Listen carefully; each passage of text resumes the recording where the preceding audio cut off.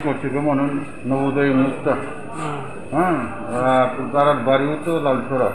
নাম হচ্ছে গৌতম গোয়ালা, বাবার নাম মেঘওয়ালা।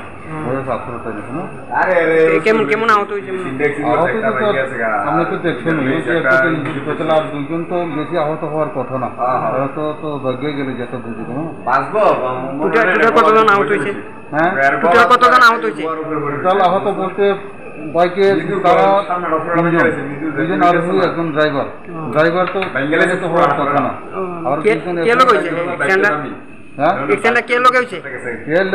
তারা তো চালাইতে চালাইতে এখন গিয়া ডাইন সাইডের দোকানটারে ভেঙে দিল, অ্যাক্সিডেন্ট বলা যায়। হ্যাঁ।